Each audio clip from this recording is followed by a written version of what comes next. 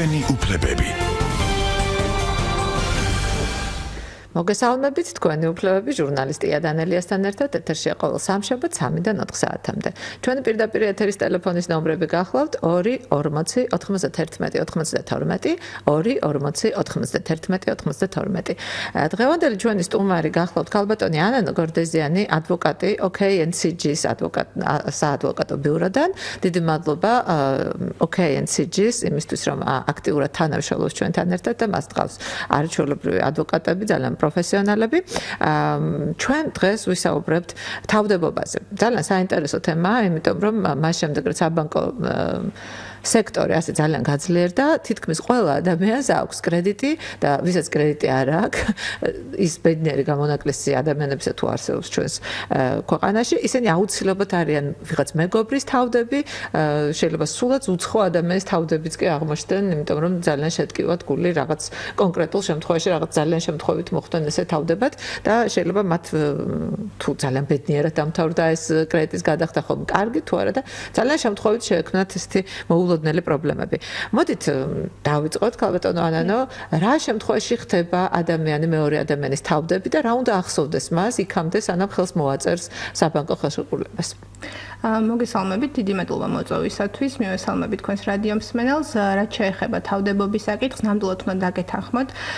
დღესდღეობით შეიძლება ითქვას, რომ ერთ-ერთი ყველაზე აქტუალური საკითხია თავდებობა, რადგან საბანკო სექტორის წარმომადგენლები, ისევე როგორც მიკროსაფინანსო ორგანიზაციები, ხშირად მიმართავენ ხოლმე თავდებობის ხელშეკრულებას და ამ გზით ცდილობენ, რომ უზრუნველყონ არსებული მოთხოვნების სამომავლო დაკმაყოფილება. ზოგადად რა არის თავდებობა? თავდებობის ხელშეკრულება ფორმდება ერთის მხრიდან კრედიტორს შორის, ის იქნება საბანკო დაწესებულება თუ მიკროსაფინანსო ორგანიზაცია, ხოლო მეორეს მხრიდან ფიზიკურ ან იურიდიულ პირს შორის. აღნიშნული ხელშეკრულებით კონკრეტული პირი იღებს ვალდებულებას, თუ ძირითადი მოვალის მიერ არ იქნა შესრულებული ნაკისრი ვალდებულება, იგივე არ იქნა გადახდილი სესხის ძირი თანხა, პიგასამტეხლო პროცენტი, ამ შემთხვევაში მან პირადად უზრუნველყოს არსებული მოთხოვნის დაკმაყოფილება პირადი სახსრებითა და მისი აქტივით. თუმცა აქაც განსხვავება უნდა განვასხვაოთ ორი ტიპის თავდებობა, ხშირი ან სოლიდარული თავდებობა და ზოგადად თავდებობა.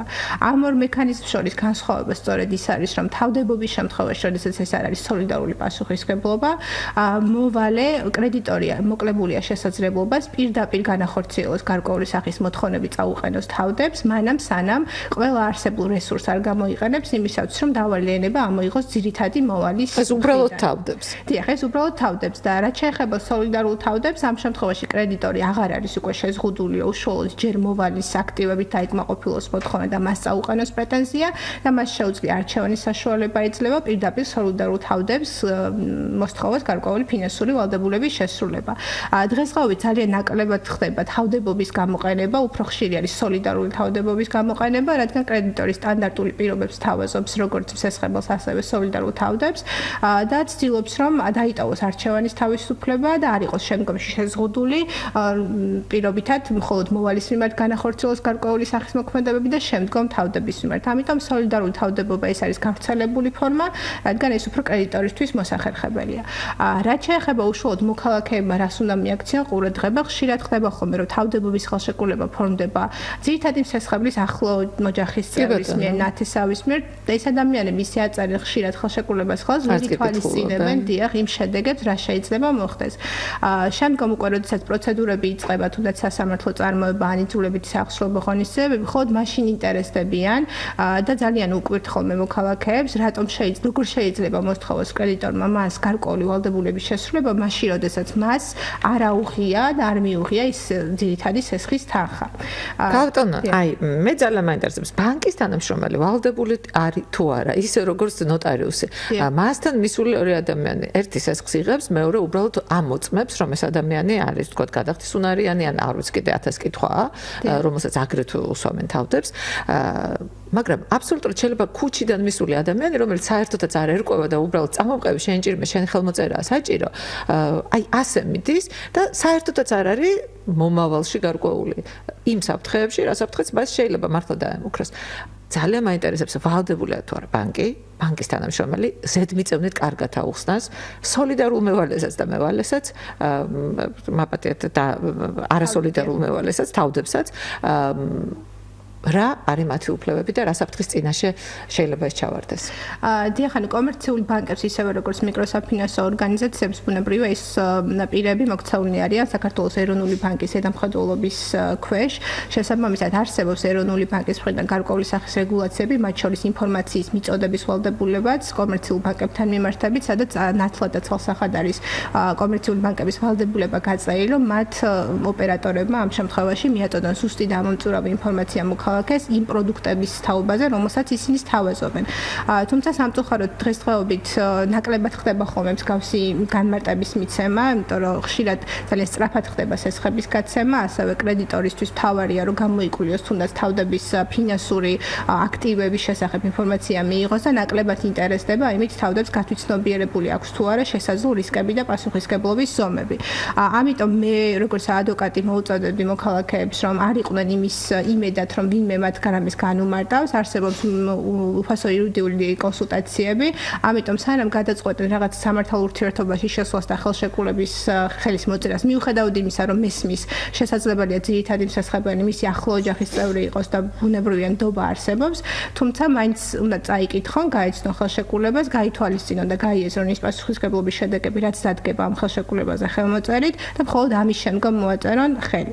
ნოტარიუსებთან მიმართებით, როდესაც თუ თავდებობის ხელშეკრულება ძალიან იშვიათად ფორმდება, იმიტომ რომ სანოტარო ხარჯებისგან კრედიტორები იკავებენ თავს, ამიტომ როგორც წესი ეს არის ორ მხარეს შორის წერილობით დოკუმენტი შედგენით ხდება და ბუნებრივია კანონმდებლობა არ განსაზღვრავს სანოტარო აუცილებელ ფორმას, თუმცა ნოტარიულად თუ მოწმდება თავდებობის ხელშეკრულება როგორც საჯარო აქტი, ნოტარიუსი უშუალოდ იღებს ხელშეკრულების შინაარსში მონაწილეობას, ამ შემთხვევაში უფრო დაცულია, იმიტომ რომ ნოტარიუსს უფრო მაღალი სტანდარტი აქვს განმარტების და მხარის ინფორმირების. ბანკს ასეთი რაღაც ბანკს ევალება საკანონმდებლო აქტებით, მაგრამ სამწუხაროდ ნაკლებად ხდება ხოლმე მსგავსი ინფორმაციის მიწოდება, იმიტომ რომ ოპერატორებსაც შესაძლებელია სრული ინფორმაციაც არ ქონდეთ, იმიტომ რომ ისინი არ არიან თუნდაც სამართლებრივი განათლების განათლებას არ ფლობენ ბუნებრივია. მაგრამ მე მაპატიეთ და სუბიექტურად მაინც მეჩვენება, რომ ბანკი ტყუის, როდესაც ადამიანი სრულად გაუნათლებელი ამ სფეროში მიდის მასთან და ისეთ რამეს აწერინებს ხელს, რაც არც კი იცის, არც სხვა შემთხვევაში თუ მას განუმარტავდნენ ძალიან კარგად მის მომავალ უფლებებს და იმ საშიშროებებს, რაც მას ელის კანონდარღვევები, იმ შემთხვევაში თუ ვერ გადაიხადა მისმა მეგობარმა ან ოჯახის წევრმა რამ თანხა, ისინი არ მოაწერდნენ ამაზე ხელს. კი ბატონო, მოკლედ გადავედით ასეთ თემაზე. მე ძალიან მაინტერესებს ადამიანი, რომელიც იღებს ვალს. ალბათ რაღაცნაირად მუშავდება მისი ინფორმაცია წინასწარ და მეორე ან მესამე დღეს იბარებან, ხო? ამ თავდებს და სოლიდარულ თავდებს. სოლიდარულ თავდებზეც ასევე მუშავდება ინფორმაცია. ძალიან საინტერესოა ბანკისთვის, რამდენად გადახდის უნარიანია ის, სად მუშაობს, როგორ მუშაობს, რამდენი აქვს შემოსავალი. თუ საერთოდ არ აინტერესებს ეს ბანკს, უბრალოდ ხელს აწერს ადამიანს და დამთავრდა. დიახ, ეს კონკრეტული შემთხვევები ალბათ შიდა კონკრეტული კომერციული ბანკის ან მიკროსაფინანსო ორგანიზაციის შიდა მენეჯმენტს უფრო ეხება, რამდენად ამოწმებენ ისინი კონკრეტულ ინფორმაციას, თუმცა ბუნებრივია, როდესაც კრედიტორი აფორმებს თავდებობის ხელშეკრულებას, მისი მთავარი მიზანი ამ ხელშეკრულებიდან გამომდინარე არის ის, რომ თუ მოვალე იქნება გადახდის უნარო, იმ შემთხვევაში მისი მოთხოვნა არ დარჩეს აღუსრულებელი. ანუ კონდეს გარკვეული სახის საშუალება სოლიდარული თავდებისგან მოითხოვოს გარკვეული ფინანსური ვალდებულების შესრულება. ამიტომ როგორც წესი, სწორედ ამ მიზნიდან გამომდინარე, ისინი ამოწმებენ როგორც სოლიდარული თავდების შემოსავლების შესახებ ინფორმაციას, ასევე ერიცხება თუ არა მას გარკვეული სახის აქტივის საჯარო რეესტრში, ან სატრანსპორტო საშუალებაში ნაგასაქმეთა სამინისტროში და ამ შედეგების შეჯერების შესაბამისად ხდება შემდგომ გადაწყვეტილების მიღება, გაიცეს თუ არა კონკრეტულად ძირითად სასხებელზე სესხის თანხა.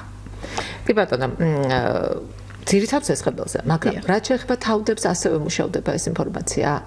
როგორც წესი თავდებზეც მუშავდება ინფორმაცია, თავდების თუ თანხას გააჩნია უბრალოდ და შეიძლება არც დამუშავდეს. შესაძლებელია არც დამუშავდეს, ანუ ეს პირდაპირ რეგულაცია ბუნებრივი არ არსებობს ამ საკითხთან დაკავშირებით, ეს არის კრედიტორის შეფასების საგანი და როგორც წესი კრედიტორები იმისათვის რომ შემდგომში გქონდეთ უკვე მოთხოვნა, დაკმაყოფილებადი მოთხოვნა გააჩნდეთ და იყოს აღუსრულებელი, როგორც წესი ეხდება ხოლმე როგორც თავდების ფინანსური აქტივების გადამოწმება, ასევე ძირითადი სესხები ცეცხლის. თუმცა ძირითად ცეცხლთან განსხვავებით თავდებს ანუ ახასიათებს ერთი კანონით გათვალისწინებული სპეციფიკა. იმისათვის რომ თავდებობის ხელშეკრულება იყოს ნამდვილი, უნდა არსებობდეს ხაერთაშორის წერილობითი შეთანხმება და ასევე უნდა იყოს განსაზღვრული თავდების მაქსიმალური ოდენობა პასუხისმგებლობისა. ანუ შესაძლებელია პირობითად ძირითადმა მოვალემ ცეცხლი აიღოს მაგალითად $100,000 ოდენობით პირობითად რო ვისაუბროთ, მაგრამ თუ თავდებობის მაქსიმალური ზღვარი იქნება $5,000, თავდებს შეიძლება მოთხოვნა წაიყონოს მხოლოდ აი ამ ფარგლებში, მიუხედავად იმისა, რომ გაცილებით მეტი არის. აი აბას ვინ განსაზღვრავს, რამდენი შეიძლება ვთქვა თავდებს 100,000-დან გამოართვა ან ხელშეკრულებაში იწერება თუ არა ეს წინასწარ. სწორედ ესეც შეიძლება ითქვას, რომ მანკერი პრაქტიკაა, კონკრეტული ორგანიზაციები ბუნებრივი როცა ცეცხლის ძირთახას გასცემენ, იქ ანუ იანგარიშება ასევე დარიცხული პროცენტი და შესაძლო ჯარიმის ოდენობა, რაც შეიძლება წარმოიშვას იმის თუ მომავალი არ გადაიხდის და არ შეასრულებს ვალდებულებას.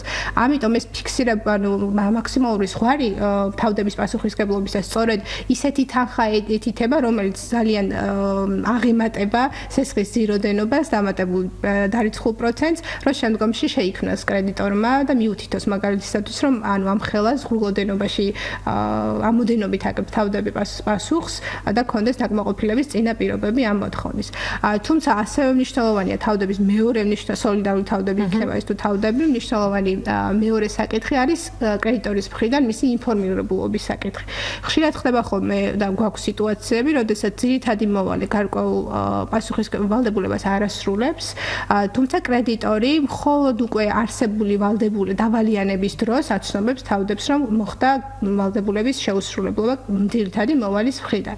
შესაძლებელია თავდები ფიქრობდეს, რომ ძირითადი მოვალე ფარავს გრაფიკით გათვალისწინებულ ვალდებულებას. მან არ იცის ამის შესახებ და მისთვის მეორე დღეს მისული სარჩელი აღმოჩნდეს იმის ცნობა, რომ თურმე მოვალეს არ შეუსრულებია ვალდებულება და ეხლა საბანკო დაწესებულება არ ხდის შემდეგ, რაც თქვა ძირითადად მოვალე აღარ იხდის ნაკის ვალდებულებას აღარ ასრულებს, რამდენი ხნის შემდეგ და რამდენი დავალიანების შემდეგ ურეკავენ ხოლმე სოლიდარულ მოვალეს. იქნება ბატონო ჩემო პირველივე დღეს რომ აცნობოთ ეს კაცი იხდის და არ უნდა მას ჯარიმის გადახდა.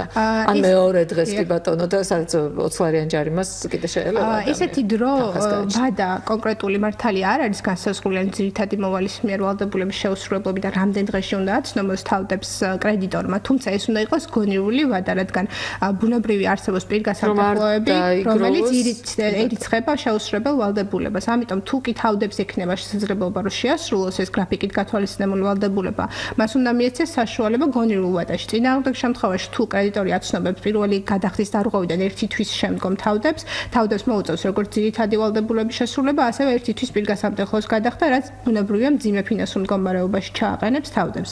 ამიტომ ეს ვადა უნდა იყოს გონივრული. სამწუხაროდ ასევე მანკერი პრაქტიკაა და სასამართლოში არაერთი საქმე ყოფილა ამ ნაწილში.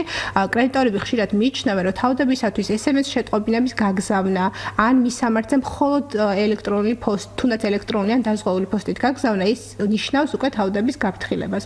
თუმცა ამას არც საბედნიეროდ არც სასამართლო პრაქტიკა არ იზიარებს ბოლო პერიოდში, რადგან თუ კი თავდებს არ მიეცა საშუალება, რომ უშუალოდ აღიქვას იმ განცხადების შინაარსი, წერილის შინაარსი და მას მხოლოდ პირობითად შეიძლება კურიერმა, საფოსტო სამსახურის კურიერმა გაუკრას შეტყობინება, ან შესაძლებელია მეზობელს დაუტოვოს პირობითად და ის გზავნა ქარმა წაიღოს ბოლოს შესაძლებელია ყველანაირი ფორს-მაჟორული გარემოებაც მოხდეს, ვერ აღიქვას და ვერ მოახდინოს მისი აღქმა წაკითხვა. ამიტომ ეს არ ნიშნავს თავდების გაფრთხილებას, თავდების გაფრთხილებულად ითვლება მას შემდეგ, რაც იგი ობიექტურად შესაძლებლობა აქვს, რომ გაიცნოს დოკუმენტის შინაარსს. გავეტანო ანა, თუ სასამართლომდე მივიდა ეს საქმე, თავდები გაგიჟდა, იმიტომ რომ მას გავიდა თვეები და არ აცნობეს არაფერი და დაუგროვდა უზარმაზარი თანხა და წავიდა სასამართლოში. მოსამართლე რამდენად ითვალისწინებს აი ამ გარემოებას? ბუნებრივია მოსამართლე იქიდან გამომდინარე რომ არ ჩაბარდა ხელი არაფერზე მოუწერია, არც სატელეფონოზე არ ეკონია მას და ასე შემდეგ. შემიძლია ვთქვა, რომ საბედნიეროდ ეხლა განხილული საქმეების უმრავლესობა, რომელიც ჩვენ პრაქტიკაში გვქონია დასრულებულა თავდების სასარგებლოდ, მოსამართლეები ნამდვილად გონივრულად აფასებენ აღნიშნულ ჩაბარების საკითხს და არაერთი თუნდაც უზენაესი სასამართლოს განმარტება არსებობს ნება, როდის არის მხარესთვის მიღებული და გაცნობადი და ის უნდა იყოს იყოს მხარის მიერ აღქმადი და უნდა ქონდეს შესაძლებლობა რომ აღიქვას, ანუ მხოლოდ ნების გამოვლენა და გაგზავნა არ ნიშნავს იმას, რომ თავდებისთვის გასაგებია კრედიტორის მოთხოვნები და მოვალის მიერ ვალდებულების დარღვევა. ამიტომ იმ შემთხვევაში თუ თავდები არ არის გაფრთხილებული, თავდებს ბუნებრივია პასუხისმგებლობა არ ეკისრება ამ ნაწილში. და ესეთი პრაქტიკა უკვე მრავალი არსებობს ჩვენს თუნდაც საქმეებს თუ გადავხედავთ და საბედნიეროდ სასამართლო ძალიან გონივრულად მარტავს და ადეკვატურად აღნიშნულ საკანონმდებლო დანაწესს. ქალბატონო, სატელეფონო ზარი იმ შემთხვევაში, როდესაც ბანკი ურეკავს ადამიანს, ითვლება თუ არა ოფიციალურ შეტყობინებად? ამ შემთხვევაში გააჩნია ვინ არის სუბიექტი. თუ ურეკავს მაგალითად თავდების ოჯახის წევრს, როგორ შეიძლება რომ დაურეკოს თავდების ოჯახის წევრს? ეს კიდევ სხვა საკითხია, პერსონალური მონაცემები, რამდენად უნდა დაიცვას კრედიტორმა და არ უნდა მოხდეს მისი გამჟღავნება.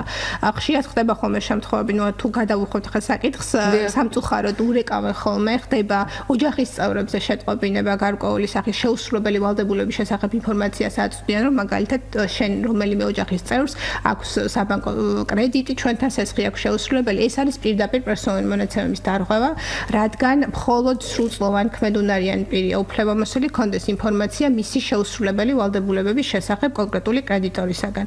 შესაბამისად, თუ ჩემი ნებართვის გარეშე რომელიმე ჩემ ოჯახის წევრს დაუკავშირდება კრედიტორი და ჩემ შესახებ ინფორმაციას მიაწვდის, შეუძლია მოქალაქეს მიმართოს პერსონალური დაცვის ინსპექტორს და ამ ნაწილშიც დააყენოს კონკრეტული ორგანიზაციის პასუხისმგებლობა. და არა იმ პირის, ვინც რეკავს, ორგანიზაციის, მაგალითად ბანკის ან მიკროსაფინანსო ორგანიზაციის, იმიტომ რომ რამდენჯერაც ვკითხე, რომ ვინ ბრძანდებით თქვენ კონკრეტულად სახელი და გვარი მითხარით, სად არის თქვენი ოფისი, სად არის თქვენი მისამართი, არასოდეს არ გეუბნებიან. იმ წუთში ანკიდებენ ტელეფონს, ან სხვა თემაზე გადააქვთ ოსტატურად საუბარი, არასოდეს არ გეუბნებიან, ვინ გირეკავს კონკრეტულად რომელი მისამართიდან. სულ ვეუბნები, რომ მე თქვენ აუცილებლად გიჩვენებთ, როგორც მითხარით თქვენი მისამართი და ეს არის შეუსრულებელი მისია ეს. დიახ, აქ ერთი მომენტია კიდევ გასათვალისწინებელი, ხშირად ხდება ხოლმე ასეთი ამოღების სამსახურებს უწოდებენ ბუნებრივია ესეთი ორგანიზაციები, თუმცა ეს აბსოლუტურად გაურკვეველი ორგანიზაცია, ვინ არის ამოღების სამსახური? ერთადერთი ორგანო, რომელსაც სახელმწიფოს მხრიდან დელეგირებული აქვს აღსრულება, ეს არის აღსრულების ეროვნული ბიურო, რომელიც უფლებამოსილია, რომ სასამართლო გადაწყვეტილება აღასრულოს და განახორციელოს იძულებითი ღონისძიებები მოვალის მიმართ. დანარჩენი კომპანიები უკანონოდ მუშაობენ. ანუ უკანონოდ გეტყვით, ესეთი ამოღების სამსახურები, რომელიც თავის თავს უწოდებენ ამოღების სამსახურებს, ანუ არიან დარეგისტრირებული როგორც წესი შეზღუდული პასუხისმგებლობის საზოგადოების ფორმით და არიან სახელშეკრულება ურთიერთობაში. ანუ მათ აქვს კონკრეტულ საბანკო დაწესებულებასთან ან მიკროსაფინანსო ორგანიზაციასთან ხელშეკრულება, რომლითაც ესეთი ორგანიზაცია სთხოვს მათ, რომ დაურეკოს მათ სესხებლებს, რომლებიც არ ასრულებენ ვალდებულებას და სთხოვოს ვალდებულების შესრულება. შესაბამისად, ხშირია ხოლმე, როდესაც ესეთი ორგანიზაციები რეკავენ მომხმარებლებთან და ანუ ეუბნებიან, რომ ისინი არიან ამოღების სამსახურიდან. მერწმუნეთ მოქალაქემ, რომელმაც არ იცის აღსრულების ეროვნული ბიუროს არც ევალება პრინციპში, რომ გამიჩნოს აღსრულების ეროვნული ბიუროს ფუნქციები, ეგრეთ წოდებული ამოღების სამსახურიდან ხდება გარკვეული სახის შეშფოთება, რადგან მათ მიაჩნიათ, რომ აღმასრულებელი ეკონტაქტებათ და ხდება მათი ქონების რეალიზაცია. სხვათა შორის იყო ბოლოს პრეცედენტი, როდესაც ესეთი შემთხვევა დაფიქსირდა თუ არ ვცდები ერთ-ერთმა მიკროსაფინანსო ორგანიზაციამ ესე დაურეკა მომხმარებელს და უთხრა, რომ ამოღების სამსახურიდან იყო და შემდგომ აღსრულების ეროვნული ბიუროს მოთხოვნით ასეთმა ორგანიზაციამ გაავრცელა საჯაროდ მიმართვა და ბოდიშიც კი მოიხადა იმისათვის, რომ მომხმარებელი შეცდომაში შეიყვანა და ეს არ იყო აღსრულების ეროვნული ბიუროს თანამშრომლისგან გახორციელებული ზარი და იყო ეგრეთ წოდებული ამოღების სამსახურის მიერ გახორციელებული შეტყობინება. თუმცა ამ მოქალაქეს აქედან არანაირი შეღავათე მორალური არ მეუღია. კი ბატონო, ქალბატონო, მე მაინტერესებს კიდევ ერთი რამ. რამდენად სამართლიანია და სასამართლო რამდენად სამართლიანად მიიჩნევს, როდესაც ერთი ადამიანი იღებს სესხს, ის ხარჯავს ამ ფულს კონკრეტული დანიშნულებისთვის, მაგალითად ბიზნესისთვის და მეორე ადამიანი, რომელიც უბრალოდ მიყვება მას კეთილინების აღმასრულებლად და ხშირ შემთხვევაში არც კი იცის რატომ მიყვება, შემდეგ გაჭირების შემთხვევაში სწორედ ამ ადამიანს მეორეს, რომელსაც ერთი თეთრი არ აუღია აქედან, მოეთხოვება თანხის სრული დაფარვა, როგორც თქვენ ამბობთ, სოლიდარული მევალე თუ არის, მაშინ საერთოდ დაღუპული ადამიანი. დიახ, მის მაგრამ ბუნებრივია გასაგებია, თუმცა თუმცა სახელშეკრულება თავისუფლება მოქმედებს, ანუ არც ერთ ადამიანს არ აიძულებს არც საბანკო დაწესებულება, არც მიკროფინანსო ორგანიზაცია, რომ გააფორმოს ხელშეკრულება. ამიტომ გასაგებია ის მოქალაქეების მიდგომა, რომ ის არის ოჯახის წევრი, ნათესავი, ახლობელი, რომელიც თხოვს ხოლმე დახმარებას, რომ სოლიდარული თავდები იყოს კონკრეტულ ურთიერთობაში მისი, თუმცა აუცილებელია აღნიშნული ურთიერთობის მიუხედავად კარგად წავიკითხოთ ხელშეკრულება და გავიაზროთ პასუხისმგებლობის შესაძლო პირობები. ამიტომ თუ კი ასეთ ხელშეკრულებას ხელი მოეწერება, ბუნებრივია ივარაუდება სასამართლოს მხრიდანაც, რომ ხარემ აღიქვა და თავისუფალი ნება გამოხატა. ამიტომ ამ ნაწილში გავუტოვანო, მე მიმაჩნია, რომ პრესამაც, ადვოკატებმაც და ზოგადად სამოქალაქო საზოგადოებამ დიდი სამუშაო გასწეს იმისთვის, რომ ადამიანები, რომლებიც ძალიან დაბნეულები იყვნენ ამ შემთხვევაში, ქონოდათ რაღაც ინფორმაცია და ასე ხელაღებით ახლა ადამიანი აღარ მიდის ალბათ ბანკში და ასეთი უცოდინარი აღარ არის აი ამ კანონების, რომ მართლა კარგად უნდა წაიკითხოს ხელშეკრულება და მართლა ძალიან ცოტა ადამიანი თუ არის ახლა, ვინც თქვათ ხელშეკრულებას ხელს აწერს ესე სოლიდარულ მევალედ თუ თავდებათ. მაგრამ მე რა მაინტერესებს, არის ხოლმე შემთხვევა, როდესაც ადამიანს არავითარ შემთხვევაში კრედიტს არ აძლევს ბანკი, თუ მას არ ყავს თავდები. ამდენ სამართლიანია ეს იმ შემთხვევაში, როდესაც ადამიანს აქვს ხელფასი, უბრალოდ დიდი შეურაცხყოფაა მისთვის, რომ მე შენ არ გაძლევ სესხს, იმიტომ რომ შენ უნდა მოიყვანო სხვა თავდებიც და მე შენ შეეჭვიშა მაგ. დიახ, ანუ ისეთ სახელშეკრულებო თავისუფლებას თუ განსაზღვროთ, ანუ კრედიტორის მხრიდან ხშირად ხდება ხოლმე ესეთი შემოთავაზება ძირითადი მსახლებისათვის, რომ თუ კონკრეტულად ის შეძლებს და წარუდგენს კრედიტორს მაგალითად ორ თავდებს ან ერთ თავდებს, ამ შემთხვევაში გაიცემა მხოლოდ სესხი. ესეთი შემთხვევებიც ყოფილა, თუმცა დღეს მოქმედი კანონმდებლობით არც კომერციულ ბანკს და არც მიკროფინანსო ორგანიზაციას და არც რიგით მოქალაქეს, რომელიც კრედიტს გასცემს, ესეთი შეზღუდვა არ აქვს, რომ გასცეს სესხი თავდებობის გარეშე. ანუ მას თუ ითხოვს კონკრეტულად კრედიტორი თავდებობის ხელშეკრულების გაფორმებას და ისე უარს აცხადებს სესხის სახით თანხის გაცემაზე, ბუნებრივია ამის ამგრძელავი მექანიზმი დღეს მოქმედი კანონმდებლობით არ არსებობს. კი ბატონო, აი ძალიან საინტერესოა, როდესაც ადამიანი იღებს სესხს და მისი ქონება არის რაღაცნაირად, თქო, მოიძია ბანკმა მისი ქონება, ეს ადამიანი იხდის რაღაცა გარკვეული დროის შემდეგ. მაგრამ თუ ეს არ არის იპოთეკური სესხი და ადამიანი ვეღარ იხდის სესხს და თუ მის სახელზე არის გარკვეული მატერიალური ქონება, უძრავი ქონება, მაინც შეიძლება რომ ბანკმა გაუყიდოს მას სახლი. როდესაც ხდება თუ სესხი არ არის იპოთეკური. დიახ. როდესაც ხდება სესხის გაცემა და ეს არ არის დიახ და არ არის უზრუნველყოფილი კონკრეტული უძრავი ნივთით. ამ შემთხვევაში ბუნებრივია, რომ კრედიტორს არ აქვს, ასე ვთქვათ, პირველ რიგში დაიკმაყოფილოს მოთხოვნა, რადგან არ არის უზრუნველყოფის საგანი, თუმცა იმ შემთხვევაში, როდესაც გადაწყვეტილებით თუ დაეკისრება მოვალეს ამ სამომხმარებლო სესხის შესრულებისათვის გარკვეული ფულადი ვალდებულების შესრულება, ახსულებაში თუ იარსებებს აქტივი, რომელიც თუნდაც არის დატვირთული იპოთეკის უფლებით კრედიტორის სასარგებლოდ, მაინც შეიძლება დაექვემდებაროს რეალიზაციას. ანუ მხოლოდ იპოთეკის არარსებობა არ გამორიცხავს ნივთის რეალიზაციას, თუ აქტივი არსებობს სასხებლის საკუთრებაში. კი ბატონო. და ესეთი კითხვა კიდევ. თუ სოლიდარული თავდები არ არის და უბრალოდ ჩვეულებრივი თავდებია, მის ქონებას ასევე ემუქრება? ვთქვათ, გააყიდვა, გასხვისება და ამოღება? მხოლოდ იმ შემთხვევაში აქ სპეციფიკა განსხვავებულია, როგორც აღვნიშნეთ, მხოლოდ იმ შემთხვევაში, თუ კრედიტორმა უკვე მიმართა მოვალის წინააღმდეგ იძულებით ღონისძიებებს და მაინც ვერ მოახდინა მოთხოვნის დაკმაყოფილება, ამ შემთხვევაში შეუძლია მხოლოდ მოთხოვნა წაუყენოს თავდებს. ანუ პარალელურ რეჟიმში, როგორც ეს სოლიდარული თავდების შემთხვევაში ხდება, მას არ აქვს უფლება მიმართოს სასამართლოს და მოითხოვოს ორივე მათგანის, ანუ როგორც ძირითადი მოვალის, ასე სოლიდარული თავდებისგან ვალდებულების შესრულება. თქვენ ძალიან რომ როცა არის ადამიანთან თავდები და არასოლიდარული თავდები, მხოლოდ მაშინ შეუძლია სასამართლოს მიმართოს თავდებს, თუ ყველანაირი ზომა მოიწურა ძირითად მევალესთან. ხშირ შემთხვევაში თქვენ ხომ იცით რომ ასე არ ხდება, პირველივე დღეს, როდესაც არ შეიტანს თქვათ ერთი ადამიანი, ვინც კრედიტი აიღო, ერთი დღეც კი გადაცილდება, მიადგებიან ხოლმე აუცილებლად იმის ანგარიშებს აყადაღებენ, რა ქვია, თავდების ანგარიშს. რამდენ სამართლიანი ადამიანია ეს და შეიძლება თუ არა თავდებმა უჩილოს სასამართლოში ასეთ შემთხვევაში. დიახ, ანუ იმ შემთხვევაში თუ გაფორმებულია თავდებობის ხელშეკრულება და თავდებისთვის ცნობილია რომ კრედიტორს არ განუხორციელებია ის ძირითადი ღონისძიებები და არ უცდია ძირითადი მოვალისაგან ვალდებულების შესრულების მიზნით გარკვეული საპროცესო მოქმედებები არ განუხორციელებია იგივე სასამართლოსთვის არ მიმართავს აღსრულების ეროვნულ ბიუროსთვის გამარტივებული ფორმით არ მიმართავს და მოახდინა მისი ანგარიშების პირდაპირი ფორმით დაყადაღება ბუნებრივია შეუძლია თავდებს გააჩნია უფლება მოსთხოვოს კრედიტორს ჯერ განახორციელოს ზემოაღნიშნული მოქმედებები და მხოლოდ ამის შემდგომ მიმართოს თავდებს გარკვეული სახის პრეტენზიით. ანუ ამის უფლება გააჩნია. მოკლედ ჩვენ აი ამ თემას რაღაცნაირად გვირგვინი რომ დავადგათ შეგვიძლია კიდევ ერთხელ გავაფრთხილოთ ჩვენი რადიომსმენელები ისინი ვინც აპირებს წავიდეს ბანკში ხვალ და წაყვეს მეგობარს ან იმათაც ვინც ფიქრობს რომ მხოლოდ მას მოეკითხება ყველაფერი და არაფერ შუაში არ არის სოლიდარული ან თავდები მასთან ერთად რომელიც ხელს აწერს რაღაც ხელშეკრულებას ეს არ არის მხოლოდ ავტოგრაფის დატოვება სადღაც ფურცელზე ამას სერიოზული შედეგები მოაქვს ჩვენ გადავიდეთ შემდეგ თემაზე ეს გახლავთ პირგასამტეხლოები.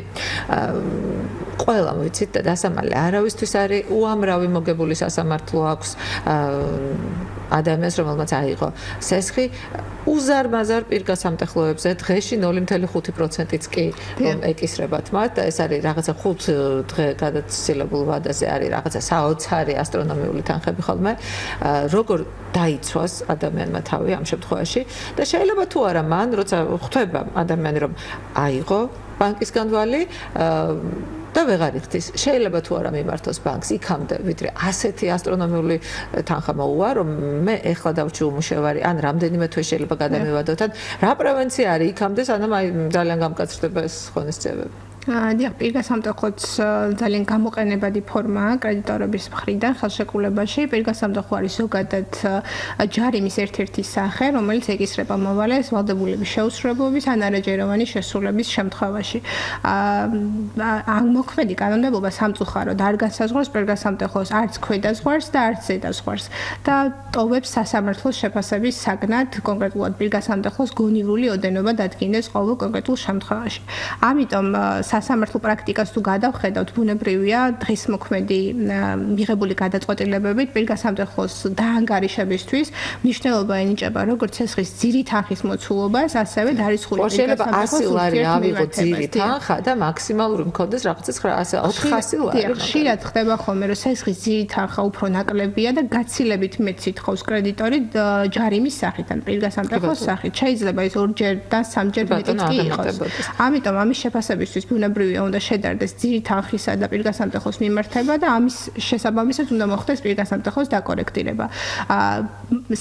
საბედნიეროდ არსებობს საკანონმდებლო დათქმა, რომლის თანახმადაც სასამართლოს უფლება აქვს შეამციროს შეუსაბამოდ მაღალი პირგასამტეხლოს ოდენობა, თუმცა აქაც კანონმდებელი ტოვებს სასამართლოს შეფასების საგნად, რა შეიძლება იყოს შეუსაბამოდ დიდი პირგასამტეხლოს ოდენობა. თუმცა მოქმედი გადაწყვეტილება რაც არის მიმდინარე საქმეებზე მიღებული თუ გადავხედავთ იგივე უზენაეს სასამართლოს გადაწყვეტილებას ძალიან ხშირია პირგასამტეხლოს ოდენობის შემცირება, დარიცხული ოდენობის შემცირება და ისე და ისევ გათვალისწინება ხდება როგორც ძირი თანხის, ასევე პროცენტის ურთიერთმიმართების, რამდენად სწორედ მოხდა პირგასამტეხლოს დაანგარიშება. რაც შეეხება ზოგადად პირგასამტეხლოს საკითხს, ბუნებრივია ხელშეკრულების დადების ეტაპზე ჯობია მხარეები შეთანხმდნენ გონივრული პირგასამტეხლოს ოდენობაზე, რომელიც თუნდაც შემდგომ სასამართლოს მიერ არ გახდება შემცირების საგანი. თუ კი იქნება ხელშეკრულებაში გონივრული დათქმა, გონივრული ოდენობა პირგასამტეხლოსი, ეს ბუნებრივია აღარც გამოიწვევს შემდგომში კრედიტორის დაცული იქნება, რომ გონივრული პირგასამტეხლოს ფარგლებში აღარ მოხდება მისი შეუსაბამოდ ცნობა და შემდგომში შემცირება. ისევე როგორც მოვალეს ეცოდინება, რომ ეს არის ის თანხა, რომლის გადახდაც მოუწევს იმ შემთხვევაში თუ ვალდებულებას არ შეასრულებს. კაპიტანა, იმ შემთხვევაში თუ ადამიანს არ ყავს არც თავდები და ის ითვლება ვალაუელ მევალედ. რამდენი ხანი შეიძლება აი ამ მდგომარეობამ გასტანოს, რომ დაუხშოთ მის სახელზე არ არის არანაირი ეს მოძრავი და უძრავი ქონება, ის ნამდვილად ცხოვრობს სადღაც ნაკირავები ბინაში, მაგრამ აქაც არის რაღაცა უზარმაზარი შეუსაბამობები, როდესაც ნაკირავები ბინიდან შეიძლება ხოლმე რომ ტექნიკა მოიღოს ადამიანმა და ამ დროს ის ტექნიკა საერთოდაც არ არის ამ მოვალის და არანაირი ურთიერთობა მას არ აქვს. ეს არის ძალიან მტკივნეული თემა ხოლმე ამ ბოლო დროის და მე ვფიქრობ, რომ ალბათ კანონმდებელმა უნდა შეცვალოს ეს კანონი. თუმცა თუ ადამიანი ჩაითვლება, რომ ის არის ვალაუვალი მევალი და ამთავრდა სასამართლო პროცესი და ეს ყველაფერი. Rodemde შეიძლება ეს ადამიანი იყოს შავსიაში ირიცხებების ეგრეთ წოდებულში. დიახ, რაც შეეხება ორად რო გავმიჩნოთ, ანუ ეგრეთ წოდებული შავი სია, რას ნიშნავს და ზოგადად მოვალეთა რეესტრი რას ნიშნავს. როდესაც ხდება კონკრეტული მოვალის წინააღმდეგ გადაწყვეტილების გამოტანა და კანონმდებლობაში შედის ეს გადაწყვეტილება, აღმასრულებელი იწყებს გარკვეული მოქმედებების განხორციელებას იმისათვის, რომ ეს გადაწყვეტილებით დაკისრებული თანხა ამოიღოს უხეშად რომ ვთქვათ მოვალისაგან.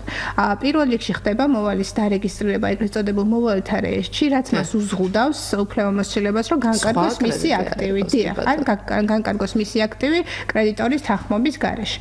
ასევე ახდენს მისი ანგარიშების დაყადაღებას, უძრავი მოძრავი აქტივის მოძიებას და ამ ნაწილშიც დაყადაღებას. თუ მოვალეს არ ექნება არც სახელფასო ანაზღაურება, მაგალითად შრომითი ანაზღაურება უფრო სწორად, არც რაიმე აქტივი არ იქნება მის სახელზე, ბუნებრივია არ არსებობს ის საშუალება, რომლის რეალიზაციის შედეგად კრედიტორი დაიკმაყოფილებს მოთხოვნას. თუმცა ეს არ გამორიცხავს მოვალეთა რეესტრიდან მის ამორიცხვას. თქვენ სწორედ ბრძანებთ, ანუ არსებობს ასე ვთქვათ საახსოვო წარმოებათა შესახებ კანონი ითვალისწინებს შემთხვევას, როდესაც კრედიტორი უფლებამოსილია, უბრალოდ აღმასრულებელი უფლებამოსილია გამოცხადდეს ფარდში, სადაც რეგისტრირებულია მოვალე, აღწეროს იქ არსებული მოძრავი ნივთები, დააყადაღოს და შემდგომ კრედიტორმა სწორედ ამ ნივთების რეალიზაციით მოახდინოს მოთხოვნის დაკმაყოფილება. ძალიან ხშირად ხდება ბუნებრივია ჩაწერა არ ნიშნავს საკუთრების უფლებას და საკუთრების უფლება უნდა იყოს საჯარო რეესტრში დარეგისტრირებული, შეიძლება ადამიანი ხუთად ანუ იყოს გარკვეულ ადგილებში ჩაწერილი, მაგრამ ეს არნიშნავს, რომ იმ ქონების მესაკუთრე არის კონკრეტული პირი. ამიტომ ძალიან ხშირია შემთხვევა, როდესაც აღმასრულებელი ცხადდება ჩაწერის მისამართზე, შესაძლებელია ეს ადამიანი იყოს იქ ქირის და დაქირავებული ქონდეს ფართი, ან ცხოვრების ოჯახის სხვა წევრთან, ახლობელთან და შემდგომ მესაკუთრეს უშუალოდ ამ ნივთების უწევს ყადაღისგან, ასე ვთქვათ, ამორიცხვის სარჩელის დაყენება უხეშად რო ვთქვათ ესეც და კიდევ სასამართლო წარმოებებში ჩართვა ასევე შეჩერება, დიახ, შეჩერება მიმდინარე საახსოვო წარმოების რომ არ მოხდეს სასამართლოს მიერ გადაწყვეტილების მიღებამდე ამ ნივთების რეალიზაცია, რაც ბუნებრივია პრობლემას ქმნის.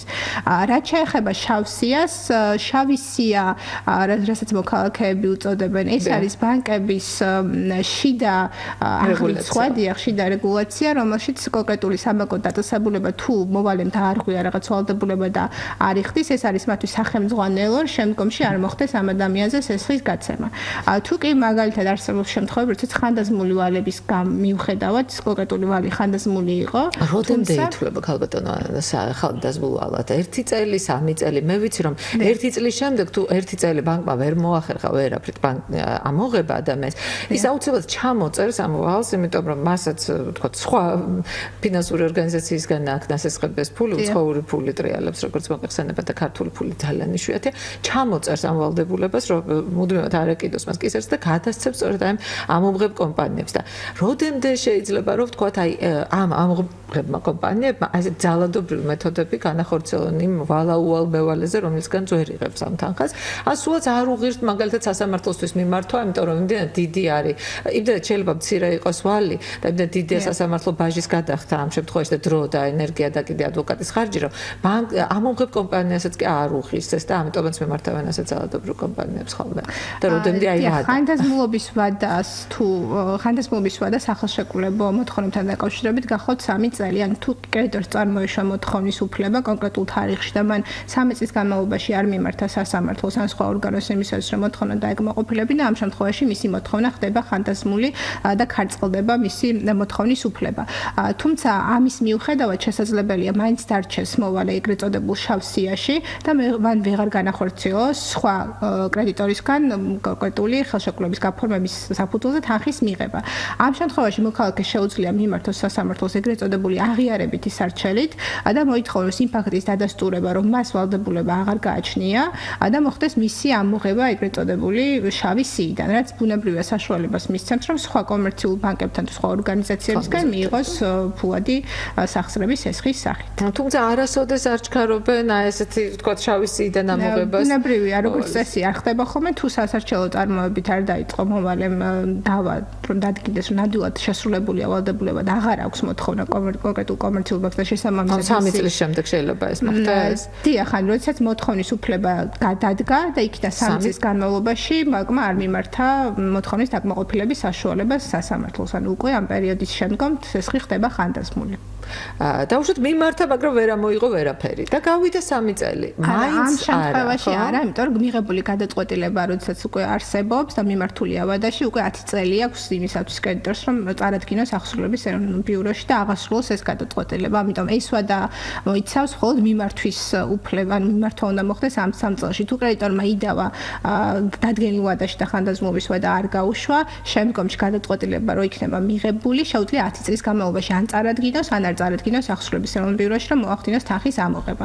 შესაძლებელია ესეც კრედიტორის გადასაწყვეტია თანხა დააკისროს მოვალეს გადაწყვეტილების მიღებით, მაგრამ შემდგომ ეს გადაწყვეტილება უკვე აღარ წარადგინოს ახსრულების ეროვნულ ბიუროში, რადგან ჩათვალოს, რომ ისედაც ამოღებადი არ იქნება ეს ესხი და დამატებით აღარ გაწიოს ახსრულების ეროვნულ ბიუროს ხარჯი მომსახურებისათვის.